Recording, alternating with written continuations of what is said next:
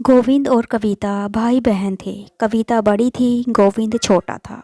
दोनों के माता पिता का स्वर्गवास हो चुका था। कविता एक ऑफिस में काम करती थी और उसका भाई गोविंद कॉलेज में पढ़ता था।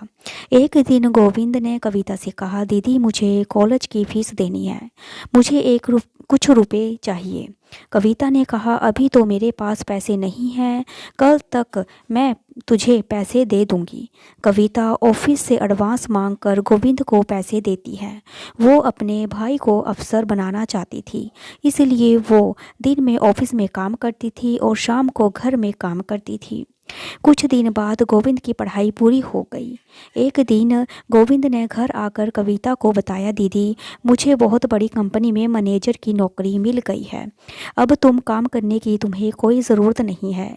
यह कहकर वो जिद करने लगा। हार कर कविता मान गई और उसने काम करना छोड़ दिया।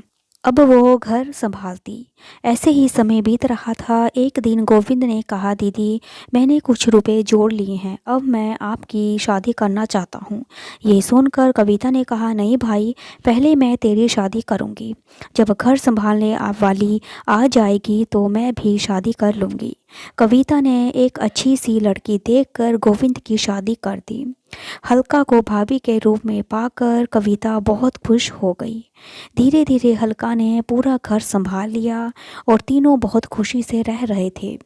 एक दिन अलका की माँ अलका से मिलने आई और उन्हें कविता शुरू से ही पसंद नहीं थी। मौका पाकर उसने अलका से कहा, तेरी ननद शादी नहीं करना चाहती, ये तो जीवन भर तेरे पति की कमाई पर ऐश करना चाहती है, तू बहुत सीधी साधी लड़की है। ये सुनकर हल्का ने कहा, माँ तुम बेकार ही बात कर रही हो, गोविंद इसके लिए लड़का देख रहे हैं, जैसे ही मिल जाएगा हम शादी कर देंगे। और लेकिन हल्का की माँ ने कहा, बेटी तू नहीं समझेगी, ये तेरे को कभी चैन से नहीं रहने देगी।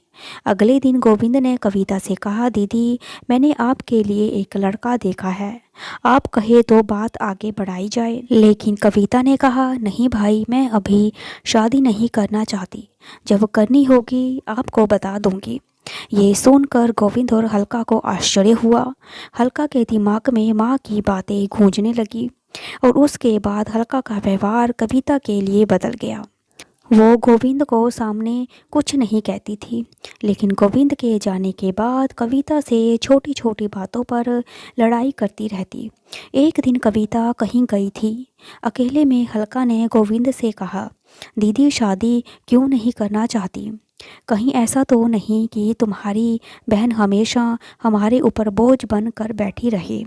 ये सुनकर गोविंद को बहुत गुस्सा आया और उसने कहा कि खबरदार, मेरी दीदी के बारे में तुमने कुछ कहा तो वो चाहेंगी वही होगा, और तुम्हें पता, उन्होंने अपना पूरा जीवन मुझे बड़ा आदमी बनाने में लगा दिया। हल्का को समझ आ गया कि गोविंद उसकी बात कभी नहीं सुनेगा। उसने अपनी ननद को रास्ते से हटाने के लिए एक तकरीब सोची।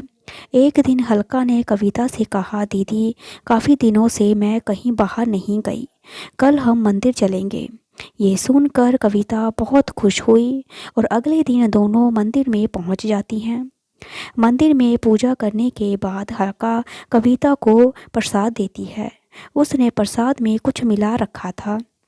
प्रसाद खाकर कविता बेहोश हो जाती है और अलका उसे छोड़कर घर वापस आ जाती है। उसे लगता है कि जहर मिले प्रसाद से कुछ देर में कविता मर जाएगी और कुछ देर बाद कविता को होश आता है, लेकिन वो अपनी पिछली ज़िंदगी भूल गई थी। वो मंदिर में बैठकर रोने लगती है और शाम को जब गोविंद घर वापस आकर हल्का से कविता के बारे में पूछता है तो हल्का कहती है, दीदी तीर्थ यात्रा पर गई हैं, कुछ दिनों में वापस आ जाएंगी। तब गोविंद कहता है, दीदी मुझे बगैर बताए अचानक कैसे चली गई। वो परेशान हो जाता है, लेकिन हल्का उसे समझा कर शांत कर देती है। इधर कविता को उसी मंदिर के पुजारी मंदिर में स्थान दे देती है। वो दिन रात मंदिर में सेवा करने लगती है। मंदिर के सभी भक्त और पुजारी कविता का बहुत ध्यान रखते हैं। ऐसे ही समय बीत रहा था, लेकिन कविता को पिछला कुछ याद नहीं आ रहा था। काफ़ी दिन बीत जाने पर गोविंद कविता को ढूंढने निकल गया। वो कविता को ढूंढता रहा लेकिन कविता कहीं नहीं मिली। एक दिन वो थक हार कर उसी मंदिर के एक पेड़ के नीचे बैठ जाता है। तभी वहाँ कविता आई। उसने कहा, भैया मंदिर में भंडारा है, शुरू हो रहा है, आप ही बैठ कर भोजन कर लीजिए। कविता की आवाज़ सुनकर गोविंद चौंक गया। कविता को देखकर वो रोने लगा। तब कविता ने कहा, भैया आप क्यों रो रहे हैं? तभी वहाँ पुजारी बाबा आ गए और उन्होंने गोविंद से पूछा तो गोविंद कविता के बारे में बताया। पुजारी बाबा ने कहा, ये लड़की वो यहाँ बेहोश मिली थी, होश आया तो इसे कुछ याद नहीं था, अच्छा हुआ तो मिल गए, इसे अपने घर ले जाओ, भगवान ने चाहा तो वहाँ जाकर इसकी याददाश्त वापस आ जाएगी। गोविंद ने कविता को चलने के लिए कहा तो वो रोने लगी और जाने से मना कर दिया, लेकिन गोविंद जिद कर रहा था। तब कविता ने कहा, भाई मुझे सब कुछ याद है, लेकिन मैंने जानबूझकर नाटक किया था ताकि तुम और भाभी मेरे बिना खुश रह सको। भाभी को मेरा घर में रहना पसंद नहीं था, इसलिए अब मैं उस घर में नहीं जाना चाहती।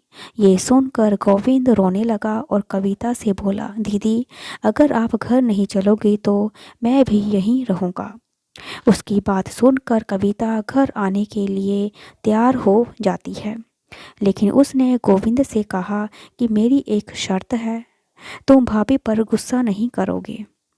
और गोविंद मान गया और कविता को लेकर घर आ गया। कविता को देखकर हल्का सहम गई और रोने लगी और उसने गोविंद और कविता से माफ़ी मांगी। कविता के कहने पर गोविंद ने हल्का को माफ़ कर दिया।